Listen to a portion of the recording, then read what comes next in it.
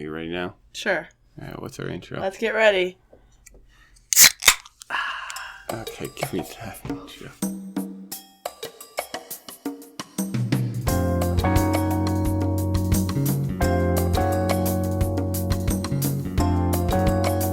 Welcome to Faith-Filled Nerds, where two happily married nerds explore Christian symbolism, iconography, and theology within various fandoms. Our goal is to pit them against the source and see how accurate or inaccurate they are.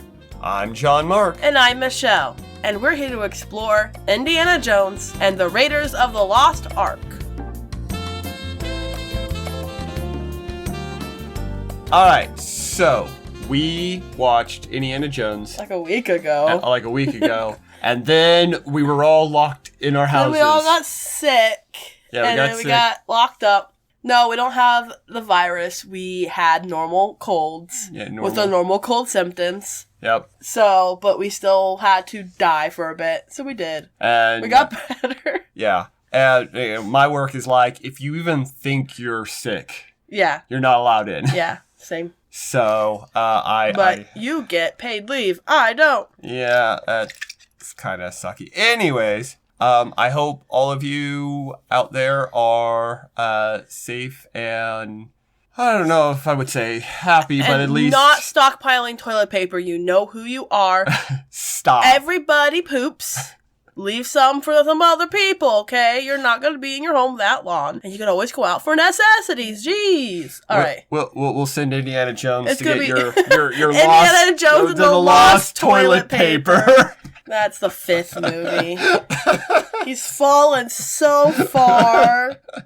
Well, at this rate, if they don't hurry up and make some of those. I also forgot how handsome Harrison Ford was. And then I'm like, oh, hello. Yeah. Hello, handsome man. I will say this. He's not like hot. He's not like pretty. He's just like the handsome man. Did you say that you understood where that one girl was coming from? Oh yeah, the one that blinks in the beginning. I love you written on her eyelids. I love you. Which, yeah. Somebody brought this up. How did she do that? Think about it. Like, you've got to like, I guess you could do like. Right backwards. A friend did it. Oh, okay. He's like, I know how to get our professor to notice me. Oh yeah, really? What do you want to do?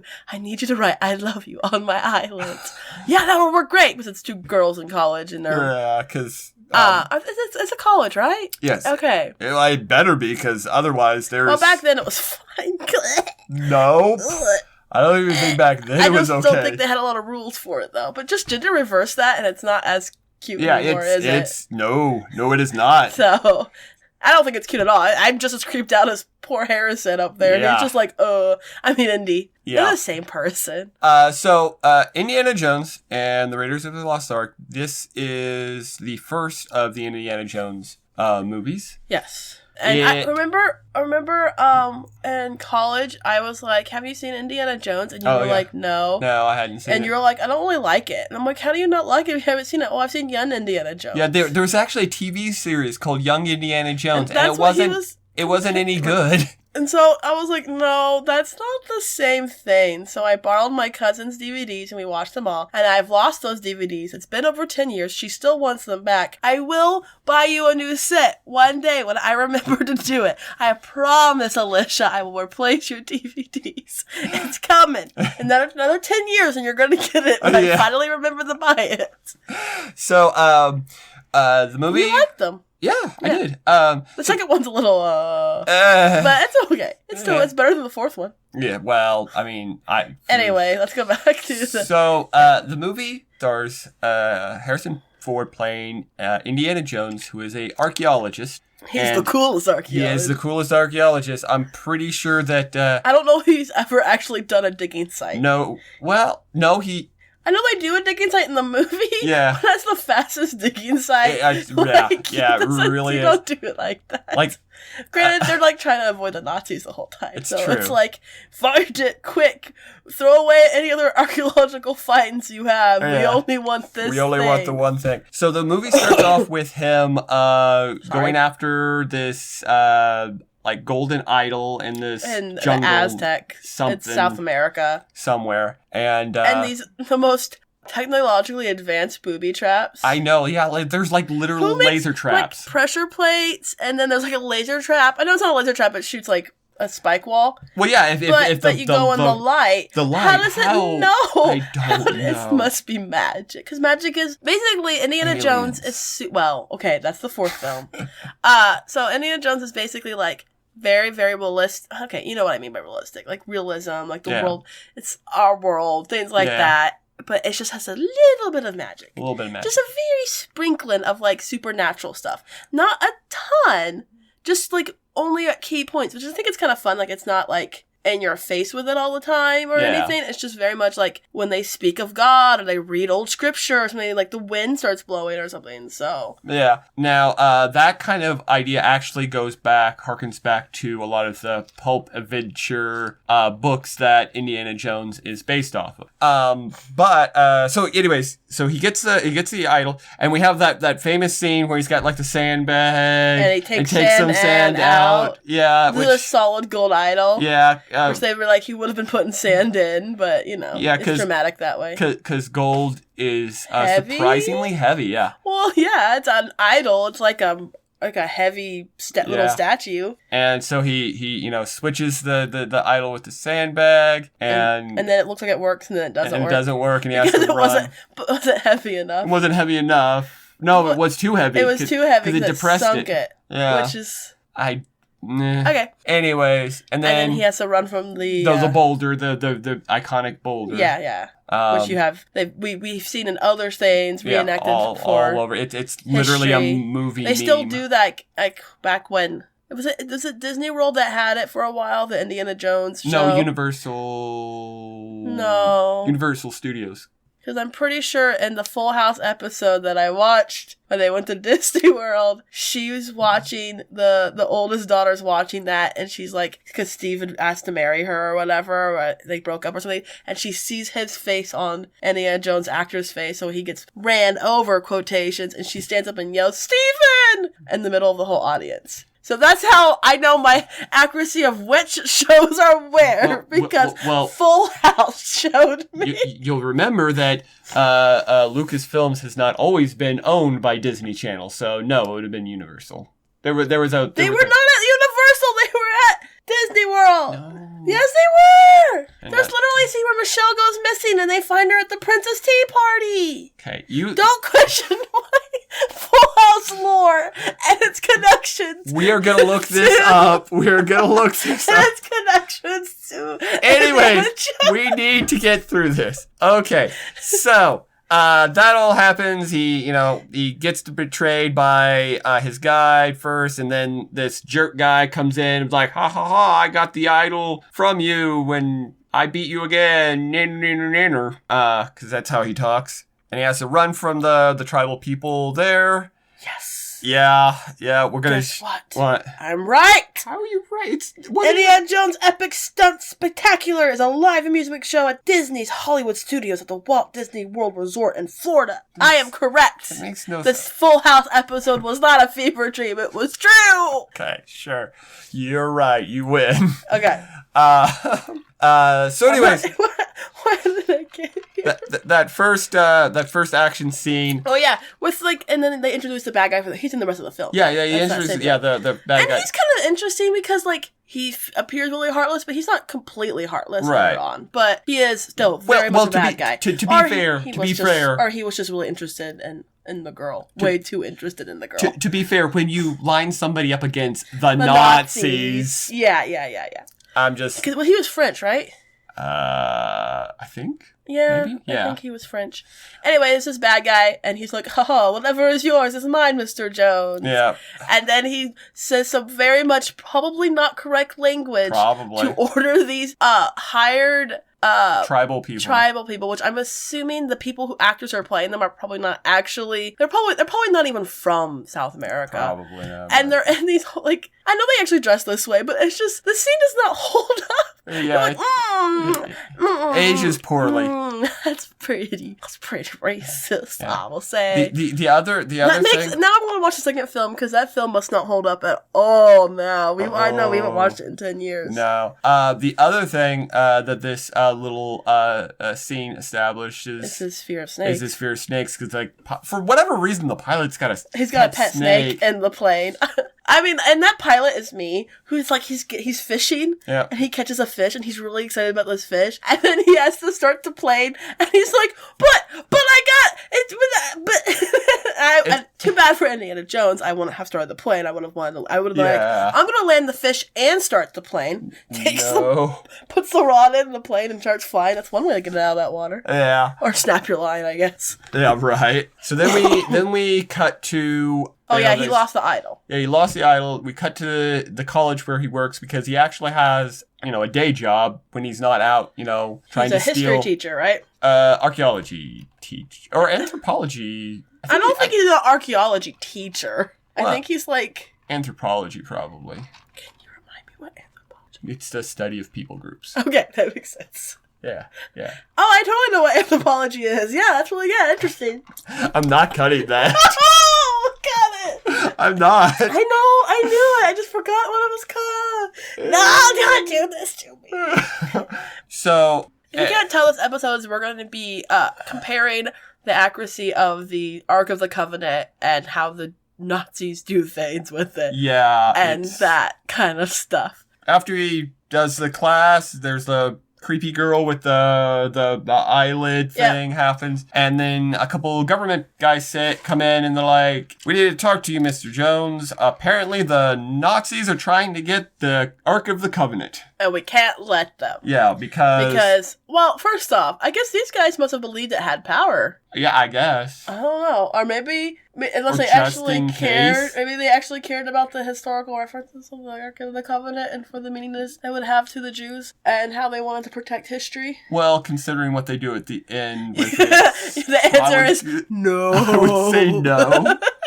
No, it does kind of make it seem like these G-men are like... They're totally buying into they can't let him have that super weapon. Yeah. And Jones is just like, oh, what a great archaeological find. We can't let him have it. We must have it for the museum. Yeah, for the museum. And can't let those white people have it. We white people must have it. Yeah. Can't let the Jews have their historical importance to, like, Israelite history or anything. So they talk about the Ark, and they, like I said, they make it seem like it's this super weapon. Well, I think they're just more...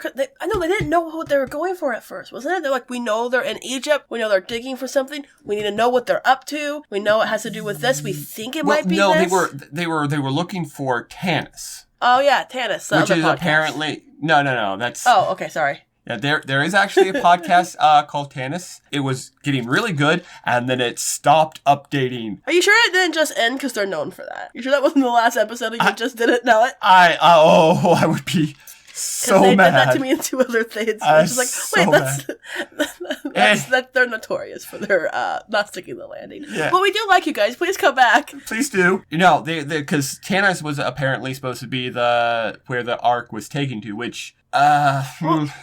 I mean, considering it was the Babylonians that took it last. They talk about how it was the Egyptians that took it last in the movie. No, it was the Babylonians. Okay, I thought it was the Babylonians. The last time when I'm not the big exile that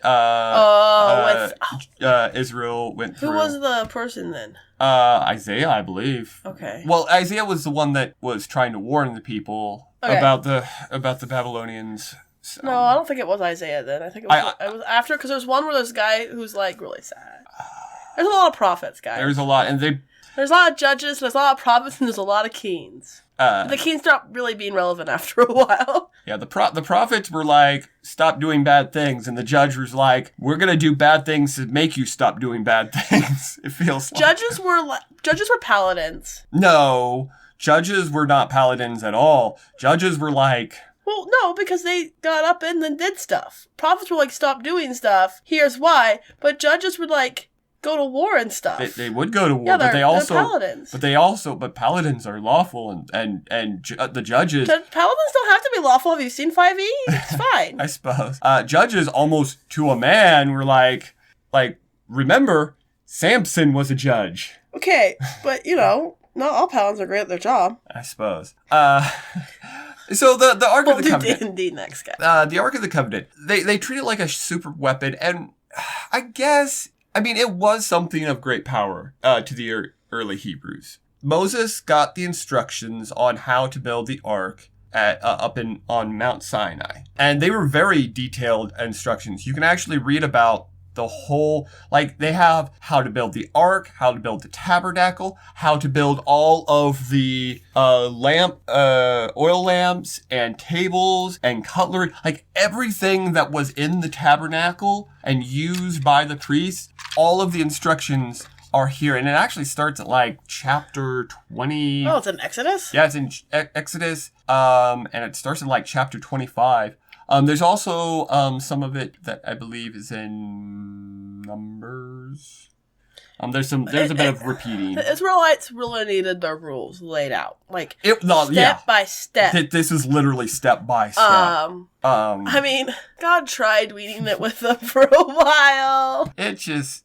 Not really. This is pretty early on still. Yeah, this is pretty much him establishing their culture. Well, because it was so important that they get it's it exactly right. Him peeling them off the Egyptian culture. Yeah. And baby stepping them into... Because God literally was like, okay, I'm going to take you to the promised land, and then they just kept messing up, and finally he was like, fine, we'll just chill in the desert for a while, until you can outgrow these issues. Well, you think about the Israelites were slave. I know, 400 years? I think so. 600 years? Something like that. Generations. You wonder why in the Bible and they weren't even Israelites before that. They were just the children. They were Hebrews. No, they were just Abraham's children. Yeah. Descendants. They were just a family. Yeah. Well, when they first moved to Egypt, they were just a family. And then they started to reproduce. It's all of Joseph's brothers. Yep. And then they started reproducing. Their family grew and grew and turned into 12 tribes. And people wonder why. It's just kind of interesting. I don't know if anyone's ever sat back and really thought about slavery in Egypt. It's really how they became slaves when they were originally just Joseph let his brothers move in. Forgave his brothers and let them stay there while because of the drought, and then they just stayed. It actually says one of the big reasons why it happened is because the Egyptian people were getting threatened by how quickly they were. It was. Some people were actually just I was actually watching some interesting. It was History Channel stuff, so you have to take with a grain of salt. Yeah. Because they tried to what they were trying to do is explain all of the Jew stuff. Yeah. Without the miracles. Right. And one of the things they were talking about is how the Israelites would have still been very independent, separate from the Egyptians and their beliefs and the way they did things. Yeah. And then they would have also had a force, almost a military force. Maybe not to the same level, but they would have been security. Yeah, their own. So there was that threat of that. Yeah. So anyway, we're doing the history of. People don't a rundown. Yeah. And people don't understand why God took such a hard line when it came to the Sabbath. You got to understand, if you're a slave, you don't get days off. God was, really wanted it to hammer into the Egyptian people, or not Egyptian, the Israelite people. That's my cough. The Israelite people that, hey, you're not slaves anymore. You need to rest and recuperate and to keep doing your work. And it was that they'd been slaves long enough that they started getting, when peeling them away was hard because they were dependent. Yeah, they were dependent on by the slave masters, of course, but they were dependent on the Egyptians for making decisions for them, for deciding all this stuff for them. It was a toxic parent relationship, I don't want to be in this relationship with you anymore, but I don't know how to function without you. Yeah. Also, I don't know how to function without your gods and your rules and your religious tendencies. Yep. We give the Israelites a lot of crap because they did a lot of fluctuating back between following God and not. But this is hundreds of years. They would last for hundreds of years obeying God, and then they would, and we do the same thing, but we do it within every couple of years. Yeah. Even when they were too harsh on the Israelites. Even when they were going through the desert, there'd be many times where they would start grumbling and complaining, and they were saying, "They're whiny children." We miss, the cucumber. It's one verse that says we miss the cucumbers and melons of Egypt. Yeah. They miss because they're out in the desert. Man, they're so fascinating. Huh? But we're never going to get to the Ark of the Covenant. We are never. We need to get to. Okay. We could talk about the Bible. You have plenty of other podcasts to do that for you, I'm pretty sure. Sorry. So, yes, like, Israelite history is very interesting to me. It is. So the actual instructions of the Ark start in verse 10 of chapter 25. It was made of acacia wood, 2.5 cubits long by how old's a cubit? How old is do we have that? It's like an old tiny. It is. Well, here's what a cubit was. So, use your hands so that people can see. So take your finger and put it on the tip of your middle finger. Okay. Now trace it down to your elbow. Like this. That's a cubit. Will that be different for each person? Yep. So you go with an average when you're trying to recreate it.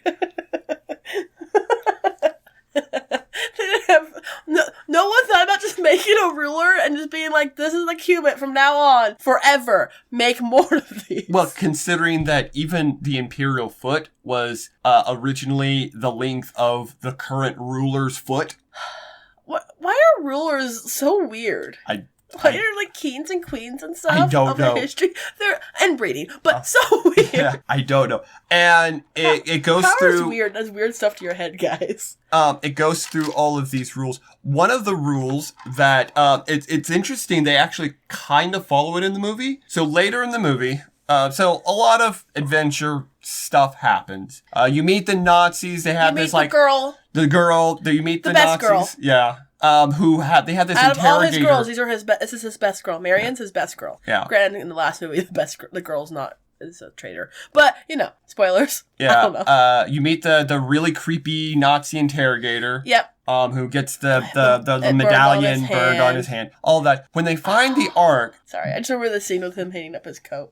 And both him and the evil archaeologist, Marianne and the evil archaeologist are just like, it's a hanger, yeah. I just like how even what's-his face was scared. Such a I'm weird. like, you're not getting interrogated. Why are you scared? It's so weird. But anyways, so when they finally find the Ark, and they take it out of its resting place, you'll notice, remember they put the rods in. Yeah, the rods are very, very, very important. Now, there's literally a Bible story that says... We're going to get to that. Okay, we're going to talk to that one? Yes, we are going to talk about that. Okay. So don't use the rods. It's required. Now, here's the part that it gets wrong, because in the description... Levites, don't they? The only Levites? Well, the Levites were the only one that were supposed to carry it. Yes. Neither one of them are, I'm sure, Levites. But there's a lot of that. We don't know about that one guy. Oh, he might have been. He might have been a Levite. We don't know. Maybe he adopted Jones as a brother, and he's a Levite through the adoption. Who knows? The way they do it in the movie and the way they You're kind a of show pseudo-Jew now, Jones. Yeah, they show it in the movie. It looks like the rods are go in they slid them in. They slid them in, but they slid them into the box itself. Yeah. It looks like. According to the instructions in Exodus, there were rings on the outside of the box that the poles would go in. And the way they did it in the movie, it looked like they were essentially 4 poles. 2 on. Yeah. So they'd only go in so far. They would have been 2 long poles. 2 very long poles that would support the whole thing. That's how I've always pictured it too. Oh yeah, there's a picture in the movie of the Israelites carrying it in the battle, and it's just blasting people with lasers.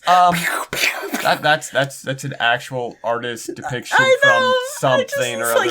Don't worry, guys. I know when they brought it in the battle, that's how they won. Bringing it in the battle is it was their super weapon. It wasn't an Israelite super weapon. It wasn't the Ark itself. No, it was just the presence of God was with the Ark. Yeah, because that's the idea. Is the presence of God can't be. This is before Jesus, so God doesn't live in us anymore. We're not connected to God, right? Not anymore yet. We're connected to God through sacrifice. We're connected to God. We have to these do rituals, right? This is before because sin has that barrier between us. He dwelled in the Ark. His presence dwelled in. Yeah. Well, you know what I mean. It didn't necessarily dwell. Here's my sick voice. Yeah, it didn't necessarily dwell in the Ark. His spirit dwelled. I thought. It's like the Holy Spirit's in the Ark. It wasn't in the Ark. It was above it. It was above it. It was the GPS. Yeah, because there was a pillar of cloud. Sorry. There was a pillar of cloud by day and a pillar of fire by night. So you know how you had that GPS for the car before our phones could do it. Yeah. And so that's the Ark of the Covenant. And then it's peeing into space, and there's God's spirit, and it can know where you are. Okay. There's my It also acted as... I always pictured, like, as a kid, when I touched the Ark of the Covenant, I always pictured, like it was just, like, God's spirit chilled inside it. That's what I thought. No, because the lid... Yeah, we'll get there in a minute. The lid... The Jews tricked us! They filled it with gold! Yes. The lid is actually of the Ark... Babylonians yet. The lid of the Ark of Covenant, where the two cherubim are facing each other, that was called the mercy seat. Yes. Why? Is that where God sat? No. If you touched it, it would kill you with mercy? No. I literally was about to explain it, and then it just woof. Mercy seat? Yeah, why it was called the mercy seat. I know the answer, and it's gonna bug me. I'm sorry. It's fine. But yeah. It would be the Ark would be in the front of the Israelites as they marched, and it was supposed to represent God, going before them, leading them into the promised land. When they would create a space to which Yahweh was said to appear. Okay, that makes sense. Connected with the rituals of the Day of Atonement. That's right. Yes. Wikipedia, everybody. I hate not as inaccurate as you think. I just hate make sure it has citations. When knowledge just gotta go. Yeah, that's me today. So the actual look of the Ark, though, seems pretty accurate. I mean, that's what I always thought. To be honest with you, it's a box with two birds. No, there's seraphim. Yes. No, cherubim. Cherubim and seraphim are different. Yeah, but they look like burbs. Sure, they're angels, basically. Yes, but angels look like burbs. Anyways, we'll get into that someday. And I mean, it's not all that surprising to know that the Ark. Sorry, you just reminded me that Van Helsing's an angel. Continue. Yeah. That looks, at least looks accurate. Because I mean, literally, here are the instructions. Yeah, you guys can literally open your Bible and read how the Ark of the Covenant was made. You could build it at home right now. You could also build the tabernacle. Noah's Ark. Uh-huh. So, we have that instructions. You could also build the tabernacle. You could do make all of the priestly vestments, all of the furnishings inside the tabernacle. Everything is explained here. And one of the parts of the explanation that I thought was kind of cool is in Exodus 31? 31, 3-6. And I have filled him with the Spirit of God, with wisdom and with understanding, with knowledge and with all kinds of skills, to make artistic designs for work in gold, silver, and bronze, to set stones, to work in wood, and to engage in all kinds of crafts. Moreover, I have appointed Eliab, son of Arizmach, of the tribe of Dan, to help him. Also, I have given the ability to all the skilled workers to make everything I have commanded you. See, I thought that was kind of cool because he gifted the ability of all of these workers that were going to make these things for the tabernacle for the Ark. Woodshop. Basically. What is that? What is the craft called? Woodworking? Carpentry? Carpentry. That's carpentry, but also gold work, hey, tool Jesus work. was a carpenter. Sorry. Yeah. It's all connected. That's how it works, right, guys? Gold work, copper work, all of these things. These were skills that God, had given these different people to make these things. And in this one, he's kind of basically saying, yeah, these are good things. These are not just, the ability to work fields, but also the ability to make things that are you think it's just pleasing. Did he gave them this ability? It was did he go boink and then they had these magical I think understanding of how to do everything? It's like you have your talents for art. I have my talents for whatever I have my talents for. I don't really winging it, I guess. We all have talents, and God gives us those talents to. Yeah, but it's way cooler if God was yeah, you have this talent, but now I'm going to give you the knowledge, because he says he gives them the knowledge. Yeah. He might have really just kissed their head and filled it full of usually it's visions. It's usually a wind. God's rock, which is where we get the word spirit. Rock. It also means wind. No, honey, rock means stone. No, rock.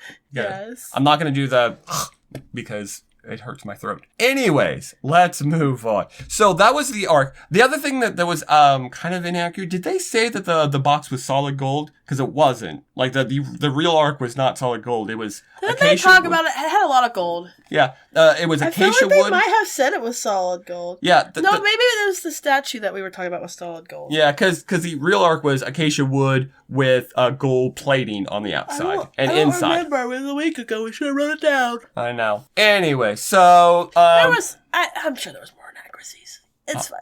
I'm sure. So the Jones and his friend find I don't the even know Ark. that guy's name, but he was a great character. I don't remember his name, but I Gimli. do remember. It was Gimli. Yeah, he was. Gimli came from Lord of the Rings to help him out. The actor that played Gimli in Lord of the Rings. Don't shoot us. We're bad at actors. Yeah. They're like, yay, we found it. Yep. And then the nuts are just like, yay, thanks, bye. Yeah, basically. Die, bye. Hey, snake party. Don't want to leave it. That's throwing you a party. Right. Hey, have your girl. In the snake pit. But they let the other guy live for some reason. I can't believe they didn't shoot him when they pulled him out. Like, he climbed out, and then they didn't throw him in the snake pit. They just threw the girl in the snake pit. They also kind of just sort of let him go. Forgot about him. I guess, or maybe he slipped away because he looked like the help. I think because he kept blending in the whole time as the help. Yeah. Because he was, not white. Yeah, and they had hired a whole bunch of the local natives. people, probably Egyptians and other Africans, other indigenous people to that area. The Middle Easterns, yeah. Middle Easterns, is that how you say it? Okay. So they escape. Well, obviously. they start to escape. And then Jones, you're right. Because Jones, in a massive feat of strength, pushes over, I'm pretty sure that was a statue of Anubis. No. Oh, wait, no. Oh, no, it wasn't Anubis. It was, what they found a way out. What's the crocodile? Yeah. It was a crocodile one. I don't remember who that is. There's only one important Egyptian god, and that's Anubis. And Osiris, and Isis, and Set. And there's only one important Egyptian god. And I name a ton of them. The ones that are the only ones I can remember are the important ones. How do I? Anyways, so I decide who's important. So he shoves a statue through the wall. Yeah, and like it's a huge statue, and he like climbs up on it, and he braces himself, and he like pushes with his legs over. I think you might be able to do that. I don't think that's impossible. Well, if you get the right angle and you're pushing it and you have a bracing. If the Mythbusters weren't broken up, they could test it. Yeah. No, the show's still going, I thought. It's just not ran by them. No, Adam, I think, is running. No, it's not ran by... No. Like, there's, like, the old crew. Oh. Anyway, I don't know. Anyways, so they escape. We have a new myth for Mythbusters. Then you have the other iconic scene, which is also kind of horrifying. Well, first off, I want to point out there's another scene where they see light after they have this, where Marion runs through and gets scared by skeletons that were making noises at her. Yeah. So they run through, and then Jones is like, well, here's the way out. Let me just push this. Another feat of strength is when he pushes that big boulder. Oh, yeah. It's like a big square building block, and then he just pops that baby right out. And I was like, man, that was definitely styrofoam. Yeah, like it was made of styrofoam. Did it move right? Did it fall right? I was like, it did not. It was just, it's funny to watch a movie and watch things closely. And they pop out at the right spot. Yeah. Oh, they're gonna. They pop out right by the airfield. Airfield, yeah. Oh, they're gonna fly that thing out, and then there's this great fight scene. This is a great fight scene. It's a great fight scene, but it's also horrifying. It's horrifying, and it also, if you think about it, amounts to nothing. Because the plan was to steal the plane, right? Well, they were gonna fly it out in the plane too, so stop them from flying it out in the plane. Oh, okay. So if they couldn't get the plane, steal the plane with it on it. I guess I didn't catch that the first time. Yeah.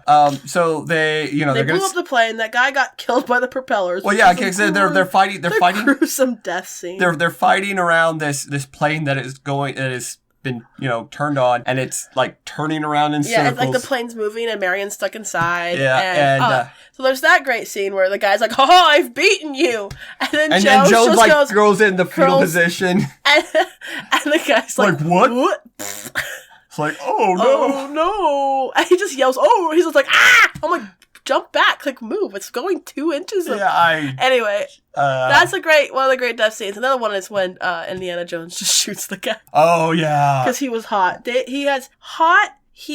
actor was Harrison Ford was overheated. He was overheated. He was sick. Yeah. He's been shooting all day, and he also stapled his hat to his head. Because it kept falling off. And so he just was like, I'll just shoot him. And then they just kept it. Well, yeah, because they were supposed to have this big, long, fight where he's like fighting with the guy with the swords, but he was hand in hand. I like how the guy even fell and everything. Like, he went for it.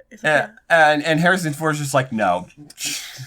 What we don't know is he actually shot him, and that guy died. That guy's dead. No, it's not true. I mean, I don't think so. He wasn't acting. Yeah. No, he was. So they drive away with the Ark. Yep. And so he tells Marion and the other guy who appeared again. Yep. To go back and get ready for them. Right. Which I'm not sure how they did without a vehicle, but they did somehow because they were there ready for them. I ate a drink. Yeah, they hop a boat with this. Then freaking Indiana Jones catches up with them, takes over the truck, rams like 4 different cars off the road, punches a guy, gets thrown off the truck, slides underneath the truck, climbs back around, makes that guy fall out the front of the truck, and he gets ran over. Yeah. And that seems pretty gruesome too. And then he knocks the guys ahead of them off the road in the convertible. And then he just is like, yep, I'm Indiana Jones. I'm indestructible. And then he drives. Well, he actually was like, ow. Like afterwards, you saw him in pain. Yeah. Because all the adrenaline started wearing off. And then he passed out. Oh, no, he got shot in the he was hurting. Yeah. It looked ridiculous, but adrenaline makes you do crazy things. It does. So, that was, and then they get it back to the hiding spot, and then they put it on a boat. Yep. They put it on a boat, and him and the girl have a scene, and then he passes out because that man needs sleep, yo. Now that I think about it, he needs that poor guy.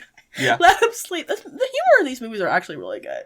We also see in the cargo hold, because they've got the Ark in a wooden box, and that happens on the... No, it happens in the cargo hold. Well, it happens on the way. Yeah. Not the submarine that we thought it was. Yeah. It starts burning... Because the Nazis had already stamped, like, this is ours now. They stamped their little They stamped their symbol, and God was like, excuse you. Yeah, and it starts burning That's not my symbol, and it just melts it. Like turns it black. Yeah, so there's all these scorch marks on it. Also, so my whole life, I've always thought Indiana Jones climbed onto that ship, and it was a submarine, and then he held his breath the whole way to the Nazi secret base. No, it's a U-boat or something. It's underwater, but it doesn't go all the way underwater. Yeah. So he could just hang out up there and get a really bad sunburn.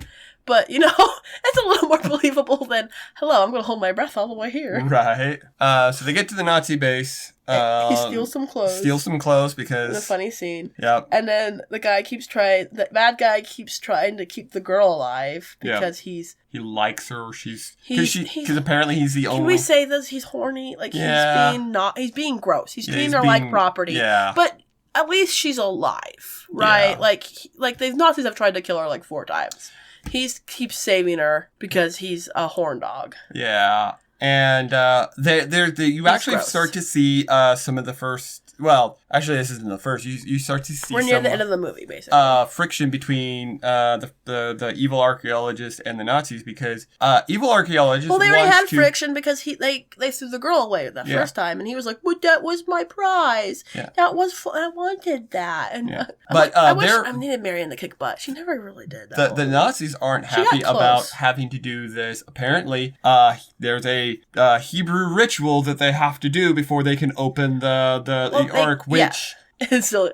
I'm just thinking it's so funny when you really think about it. These Nazis are going after the Israelite super weapon and believing, some of them, not all of them really believe it's a super weapon. It's the Ark of the Covenant because the Fuhrer believes it's a super weapon. So this person who's trying to discredit the Jewish race, label them as anti-God, and like God hates them now, doesn't want them anymore, all this stuff. He's just slandering the Jewish race. He's like, but I believe their stuff has power. Well, like, I guess I don't know, it's just kind of funny. Let's use their stuff, but we don't like them. Didn't you find out some stuff that it, like... Oh... Hitler, so everyone knows Hitler was obsessed with a cult. It's pretty common knowledge. He grew up reading the stuff produced by members of the Thule Society, which no longer existed. I tried to work up more stuff, guys. It's just like, look at it yourself. There's so much. There's no way to condense down. It is a rabbit trail of craziness, and the people he surrounded himself with were also crazy. Yeah. So there was Herman Wirth, who believed, and he's just one of the crazy people, but he was an SS member, and he created the Anna Byrne. Anna Byrne, yeah. And it was a society, a group, SS group, that's job was to go out and to excavational sites of historical relevance and figure out how they're connected to the Aryan race, because the Aryan race were descended from Atlanteans. Or at least that's what they thought. And we're destined by magical forces, either Odin or... This is when they were really into this idea, because believe it or not, the Nazis party, at least the higher-ups, weren't really into the idea of God as much as, like, the old gods, like Odin and other ones. They were sort of quasi... yeah. And not like Odin a little bit, but not... It's a complicated, like, because it's more dramatic and less... Yeah. So they did that, and so he would send these guys out. So this part was pretty accurate to the movie, that they would go out posing as archaeologists, because they were, some of them, historians. They were historians, archaeologists, and scientists, and this is pseudoscience. Everything was pseudo, basically, with these people. And they would go out and try to collect things, look at things, to connect it back to the Aryan race, to prove that they were the superior race that was destined by the powers that be through being related to the Atlanteans. They were also looking for Atlantis. They were also looking for Atlantis. It's not as crazy as a guy that thought that the Aryan race was descended from aliens. But, no, the Aryan race was descended by aliens breeding with humans. Oh, sorry, aliens. And everybody else was the human race breeding with apes. Oh. So, yeah. Because, but that guy was older too. That guy was before. That guy was Thule Society, not... Oh, okay. Gotcha. Okay. So, let's see. And then... There's a lot of things, like Hitler had the Spear of Destiny. Yep. That's what's, they stabbed him to suicide. The Spear of Longinus. Yeah, it's the same word. Yeah. Same thing. And it said, you will never lose a battle as long as you have the spear, but if you lose the spear, you die. That's kind of the lore around it. Yeah. So, and Hitler did have a book that he underlined that basically said if you don't have demon seeds inside you, you don't change and become better. So there's a theory that Hitler was demon-possessed. Yep. But, I mean, who knows? But considering how rapidly his personality would shift. I want to also point out that humanity is perfectly capable of being terrible without the being demon-possessed. Yeah. Like, we are perfectly capable of sinning to such a great degree without demons inside us. Yeah. Sin can do terrible things on its own. Yeah. But, I just don't like to be like, oh, it was a demon. No. Hitler chose the things he did. Whether he was insane or not, he still chose the path he chose and used the people he used to harm a lot. A lot of people. To this day, has left scars on our society. Yeah. That will never probably heal. Hopefully. No, I mean, I want him to heal, but I don't want him to heal because I don't want to forget. Because we're already getting to the point where people are forgetting. There's people who are like, wait, the concentration camps were real? Yes! Yeah, Come on! Gen Z, come on. Do your history. So we finally get to the big climax. Well, yeah, so they catch Jones, because Jones was like, I'm gonna blow up the Ark! He's like, you're not gonna blow up this woman! And he's like, you got me. No, it wasn't the woman that he was, that evil. Oh yeah, he couldn't bring himself to actually blow up the Ark. Yeah, he was like, you would really blow up this great archaeological find? Well, then go ahead. And he calls his bluff. And he blew up the woman, but not the Ark Covenant. We don't. Jones's heart has always belonged to history. To archaeology. Jones. His first love. So, yeah, they get tied up. Now, I want to point out that neither Marion nor Indiana Jones have ever physically touched the Ark. He touched the poles. Yep, they used the poles. He has never touched the Ark, and I think that's important. I think so, too. So they're tied up. Now, why they never touched the Ark? Because Jones doesn't think that this is a magical relic. I think the other guy did. Yeah, and he was respecting the other. And that other guy definitely had belief in the power, because there's a part where they read magical words and the whole room just starts wind blowing everywhere, and Jones is laughing. And I think Jones might buy it. I'm sorry, if I was reading ancient words of God and the room started going, great audio. I would go. Yeah. I might. Excuse me. I mean, you could try to call the bluff of something like that, but if it's really hard to fake things like that. If you it's really hard. If it's your life on the line, maybe you might want better safe than sorry. Oh yeah, and then the monkey died. Sorry. Continue. Well, that's because of poison dates. Yep. The guy killed his own monkey. Yeah, that monkey was a jerk. That monkey was a jerk, but I loved him. So they get to the climax. Oh yeah, right? so they're dressed up. So the archaeologist is dressed up in the evil archaeologist. Evil that we archaeologist. Can't remember the name of. Yeah. He's dressed up in the priestly vestments. They look right to me. I think they're modern. Yes, I think they were updated for the more modern stuff. And like I said, if you want to look up exactly what how these priestly vestments were made, that is in like I said, it's in Exodus. So the reason they were looking at it because they didn't want to take the Ark to Hitler and open it and then it be nothing, which is too bad because they could have killed Hitler. I know, right? Oh, here he goes. Exodus 28 is when you get the instructions on the make of the yep, there it is. I have a picture here. Garment. Now the one piece of the two pieces that I can remember. The control board on their chest that they can control their audio with and change the influxes of their voices. It does kind of look like one of those. It kind of looks like one of those DJ boards. Well, I was thinking because streamers get soundboards. these soundboards that have these colors and then you push them and it changes things. Yeah, no, it's not. They have that on their chest so they can sound cool while they're preaching. So that's true. All of the garments that the priest would wear had a purpose or significance. Can I have my phone back? No, I need it. You can look at it, sir. So the two that I can remember right off the top of my head without looking up because I remember that the breastplate. Do these guys have the words on their heads? The box. Yeah, the phylactery. That's okay. The word phylactery. It's what the prayer box on that they would wear on their forehead. Yes, we have turned it into D&D has turned it terrible. Has turned it into something different. I mean, I'll go think about like golems too. So yeah. So the breast piece with all of the different jewels. Yes. There are 12 jewels there. Yes. 12 tribes. Yeah. Okay. And it was to be affixed, and it wasn't just laying there, just like swinging. It's got chains. If you see the chains are on the top of the chest piece, and on the bottom, it was affixed to be tight on there. Did he have that in the movie? Yes. And that was you were the priest was to be carrying a memorial across their heart of the 12 tribes. Okay. And if you pushed each one, it would make like a sound it would bite. not. It would. They were just each tribe They were leader? just. They were just jewels. Okay.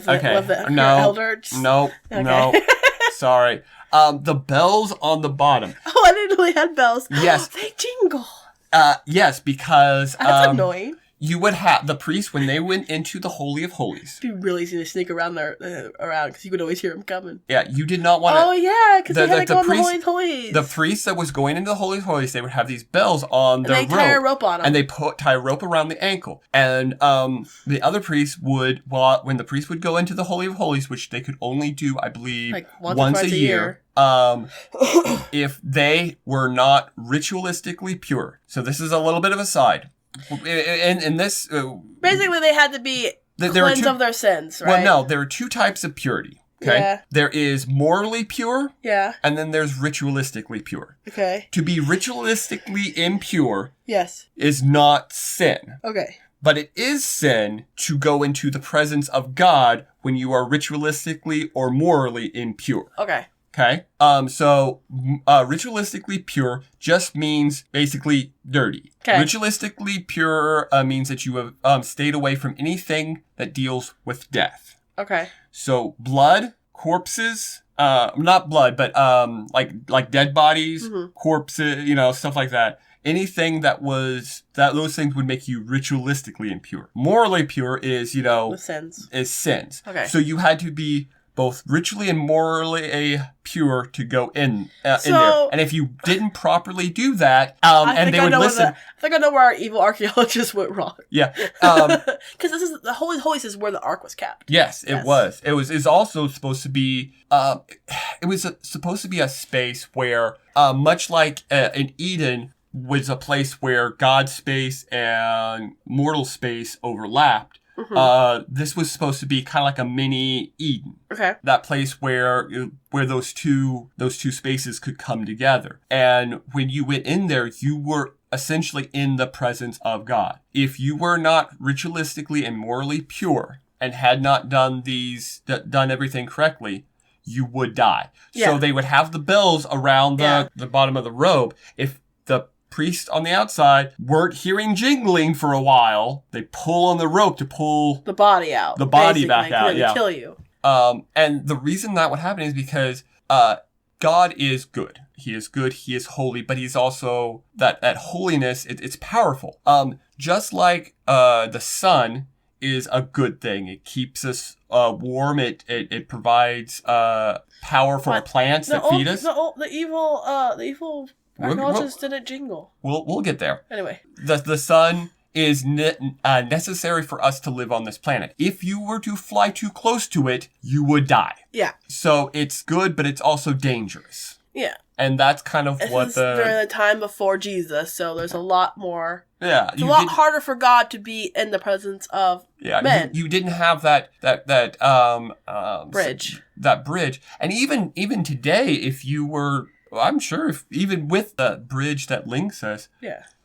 It's debatable because one of the things that happened after Jesus died is the curtain of the Holy of Holies broke. Ripped. And it specifically says that it ripped from top to bottom. I don't think it would because it's literally saying we can dwell in God's presence now. Yeah. But anyways, the evil archaeologist did not have the bells. He did not jingle. Also, he didn't probably do the rituals he needed to do to be ritually clean. Or morally clean. There's a lot of rituals he had to do to get to that point. And considering that he was like being helped with everything by a bunch of, Nazis. I'm going to say probably not. And so they open the box and inside it's sand. And they're like, why do you think it's sand? What is your theory? Why do you think they put sand in there?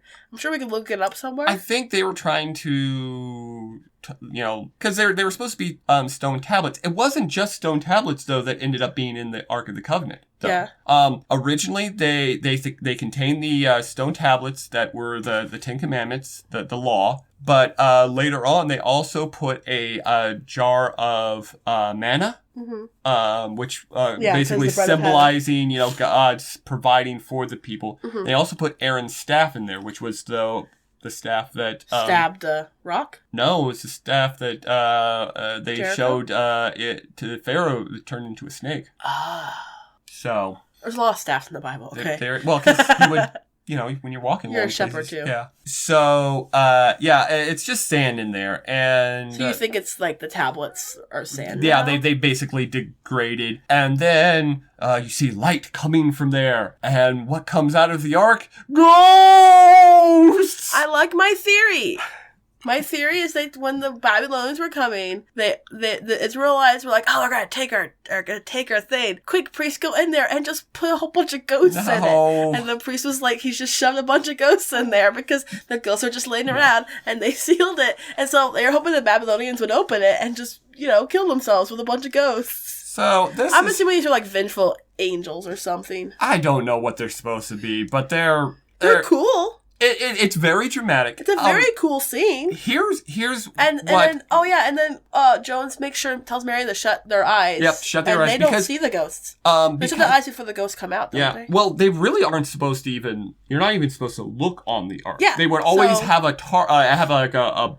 curtain over it when they were carrying out with the people. If you want to know what actually happens to people that touched the ark that weren't supposed to. 2 Samuel, chapter 6. Quick backstory for this. This is when David he's conquered the city on the hill that eventually becomes Jerusalem. It's a ghost. Yeah.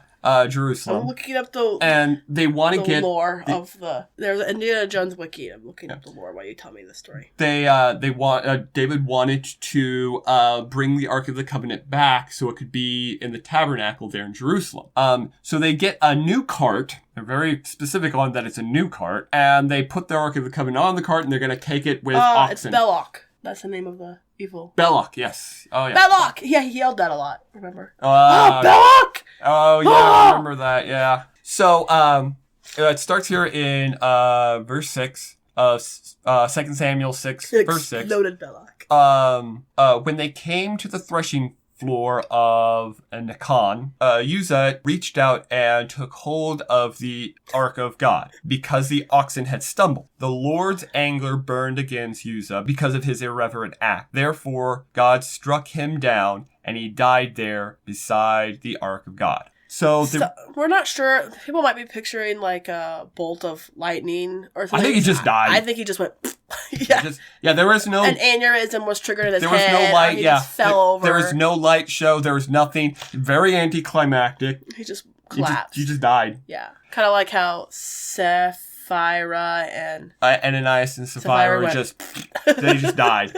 And like I actually read there was an article this actually one of the better Adventures in Odysseys covers the story, and it was the story. It's basically the idea. It was the two rights don't make two rights, two wrong. It was two wrongs don't make a right, or whatever. It was basically, can you do the wrong thing for the right reason? Yes. And you would tell stories on the side. It was right, wrong. Yeah, no, so it was wrong. By the way, that story. So what? Because he didn't use the poles. No, he didn't use the poles. He didn't use the Levites, and he wasn't supposed to do it. It was supposed to stay there until God told him to get it. Yeah, he got ahead. He disobeyed God. He literally, and it's funny because they finally do get the Ark back to Jerusalem, but only after basically David goes like, "Oh, I should probably read the instructions on how to do this." And you want to know how David may have take after God's heart, but he's still human.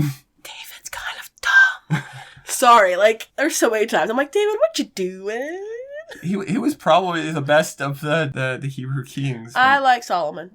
But even if he was also much like his father. He was an idiot. No, he wasn't. Wisdom, yes, but you can be the smartest person in the world and be an idiot. His problem is he still had his father's. David's greatest vice was lust. Yeah. Correct? Pride and lust. I think so, yeah. Pride Mostly and lust. He made some big faux pas for lust. Yes. Well, guess what Solomon made? Well, yeah. So. Yeah. So a lot of people were like, well, why? He was just trying to stabilize the ark on the ox. Yeah. Well, first of all, wasn't supposed to be on a cart, old or new. Supposed to be carried by these poles on the shoulders of Levites, which he didn't bring any. God gives instructions for God is very lawful. Yeah. God is lawful. God is good, and God is law. Yeah. What? So you can't just be like, well, I meant well. There's time. God gives us a lot of grace, but that's his way he gets around right now. Really. Yeah, that's about all. It's also he had many warnings. People kept saying, that's not how that works. That's not how this works. Yeah. And he kept doing it, and God got mad. Yeah. Justly mad. Yeah. I just want you to know that the Ark of the Covenant contains the ghosts of Sith Lords. That is what Reddit has told me. It must be true. Cool. There's engravings on the Ark in the movie that includes a rendering of R2-D2 and C-3PO. Very accurate to the Bible. Oh, yes. Good job. Well done there. It's biblically accurate. And they had to. Then all those souls come out, so it must be Sith Lords. It's all Sith Lords. Yeah. Accurate. Accurate. We figured it. We solved why there were ghosts in there. But it wasn't the Ark of the Covenant at all. It was a Star Wars thing. It was aliens. Capsule. It was aliens all along. Oh no! The first movie's also bad. No. But back to what you're saying. David meant well, but one of the big things of sin is humans saying, "Okay, I hear what you're saying, God, but I'm going to do things my way." Yeah. And when we do David, things, it was Uzzah. It was his idea to begin with. Yeah, and when we try to do things did our even way, David go, "Are you sure?" I feel like even David went like that. Yeah, I think so. And he's like, well, if you really want to. Because Uzzah, he was very much I want to do this for our people. Yeah. I want to do this for God. He was very, his heart was just, really into it. Yeah, but he didn't take the steps. Yeah, you follow the instructions. And it wasn't like God didn't give very clear instructions. It was. Well, didn't they not know where the poles were? Isn't that what it was? No, I'm sure. Well, I don't know. I think that's why it was stuck where it was, is because they didn't know where the poles were. Maybe. Anyway. But, so, in this movie, they come out, and the ghosts kill everybody. They melt the two Nazi guys' faces off in the really cool scene. The wax mannequins. And then, Bodok, whatever his name was, gets exploded. He goes... Yeah, because he's doing... Okay, he's dressed as a priest. I think that's pretty... I think that's he's not a Levite. That's how Uzzah got struck down, by the way.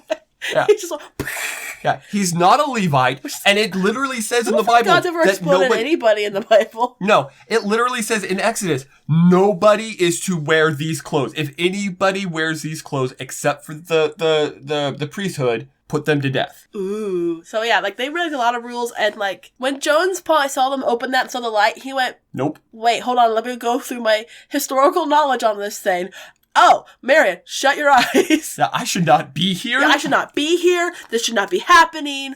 We're all gonna die. The only chance we have is if I show reverence by shutting my eyes and not looking upon God's presence. Yeah. That's what Jones was doing. And then apparently John's presence is 7 pretty ghosts that turn really gross. The Sith Lords come out. Yeah, the Sith Lords come out. And then the Sith Lords fly by them, and that's what they are now. And when their eyes are closed, they're showing reference. That's why they got passed over. They literally get passed over. Oh yeah, I didn't even. That's kind of interesting. So like these are the spirits of God, maybe in a way, passing over. The It's a Passover. Yeah, It's a mini Passover. Interesting. Which you think I really thought about that? That just came out now, but that's kind of interesting. Well done. So the arc is pretty accurate. Yeah. Except for the C3P. I didn't realize. I didn't either. That's the first time I've heard of it myself. That's funny.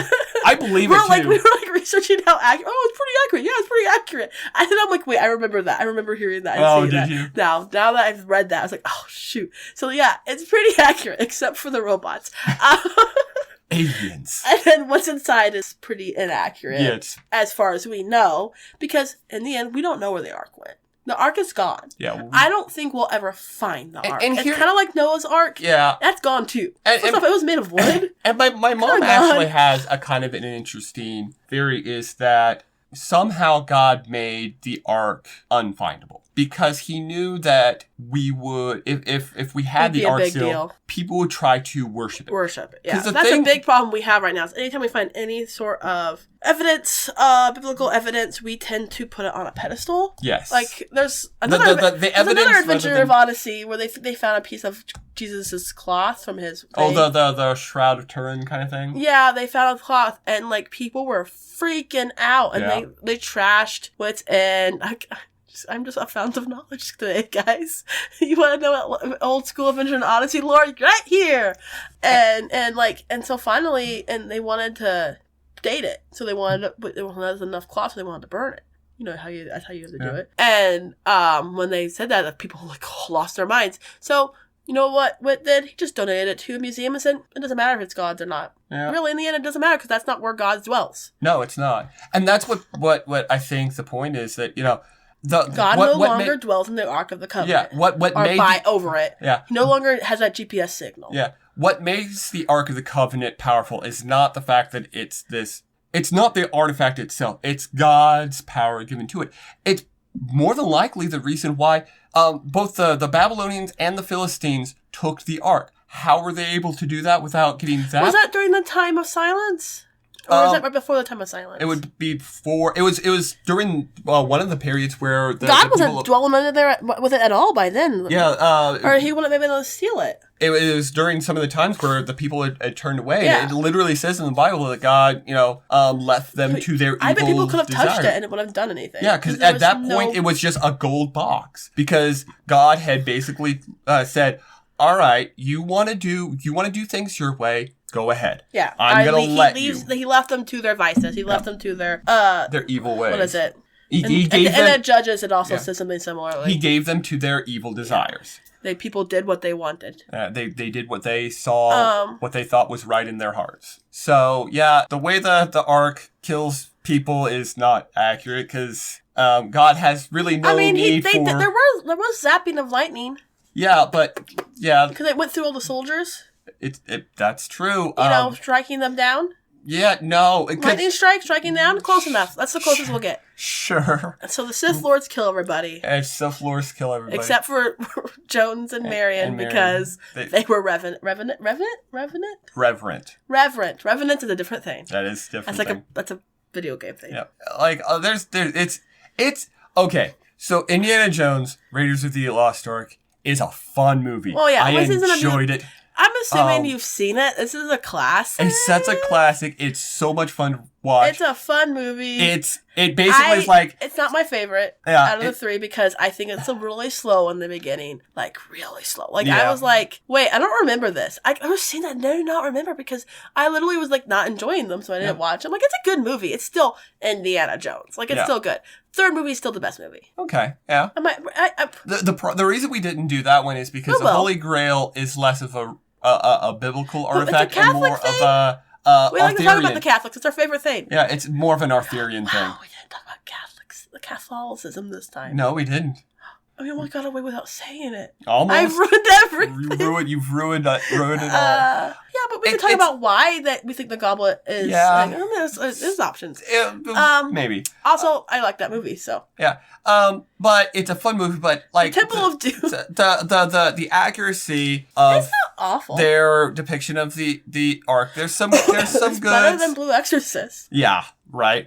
There's some good... Tried. But there's a lot of it is just not, like... No. It's like I said, it's a fun movie and worth a watch. And if you haven't seen it. There was research done, and it is a good accurate. It's pretty accurate to how the Nazis did do things. Yeah, which was that was interesting. Other than being in costume, because I don't think there would have been Nazi soldiers present for this, and I don't think they would have banners up either. No, they would have just hired an archaeological team to work with their SS group, and this would have been this historians and stuff that worked with them or was part of them. They would have just gone undercover. We would not have known they were Nazis. Yeah. But we as the audience needed to know that they were Nazis. That's why they were dressed as Nazis. Yes, yeah. And it was like, because this was before the war. No, this was before America got involved in the war. Yes, before America. When we were like, maybe this Hitler guy isn't so great either. So. Yeah. Let's see. Yeah. I think that's all I got. That's all I got. I mean, I think you all should just Google Hitler and the occult and just have a field day. Oh, it is a rabbit hole of crazy. Other than that, if you haven't watched the Indiana Jones movies, go back and rewatch them. I mean, even watch Temple of Doom. Maybe skip the Crystal Skull, but if you really want to watch the Crystal Skull, you can. I watched it once. I don't remember anything but the ending, Shia LaBeouf, and the really weird giant ants.